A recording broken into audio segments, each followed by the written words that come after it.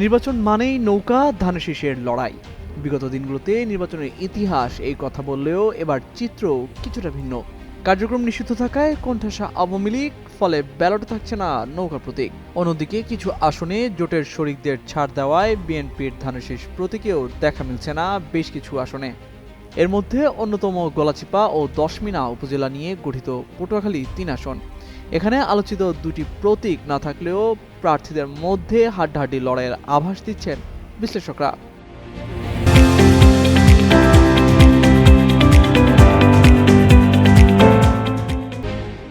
এখানে বিএনপির সমঝোতার প্রার্থী গণ অধিকার পরিষদের সভাপতি ও ডাকসুর সাবেক ভিপি নুরুল হক নূর প্রাক প্রতীকে, এছাড়া বিএনপির বিদ্রোহী প্রার্থী হাসান মামুন ঘোড়া প্রতীকে, জামায়াতের প্রার্থী অধ্যাপক মোহাম্মদ শাহ আলম দাঁড়িপাল্লা প্রতীকে এবং ইসলামী আন্দোলনের প্রার্থী হাফেজ মাওলানা মুফতি আবু বকর সিদ্দিক হাতপাখা প্রতীক নিয়ে নির্বাচনের মাঠে আছেন।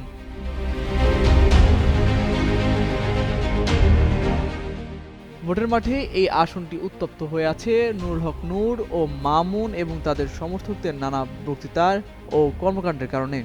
সবশেষ গত শনিবার রাত ১১টার দিকে গলাচিপা উপজেলার ডাকুয়া ইউনিয়নের ৩ নম্বর চত্রা সরকারি প্রাথমিক বিদ্যালয়ের সামনে নুরুল হক নূর ও হাসান মামুনের কর্মী সমর্থকদের মধ্যে সংঘর্ষ হয়।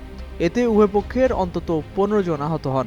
অবস্থা এমন পর্যায়ে পৌঁছেছে, পটুয়াখালী ৩ আসনের সম্ভাব্য সংঘাত এড়াতে নুরুল হক নূর ও হাসান মামুনের একাধিক নির্বাচনী কর্মসূচিতে সীমাবদ্ধতা আরোপ করেছে প্রশাসন।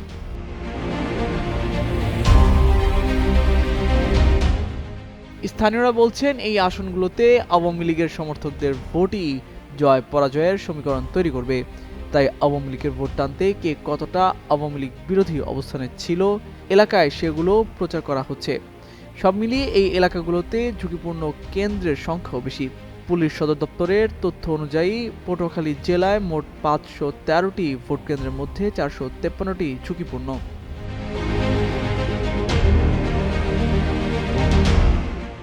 সোমবার এমন তথ্য দিয়ে একটি প্রতিবেদন প্রকাশ করে দৈনিক প্রথম আলো পত্রিকা। সেখানে বলা হয়, পটুয়াখালী ৩ আসনের মতো একই চিত্র দেখা গেছে অন্য ৩টিতেও।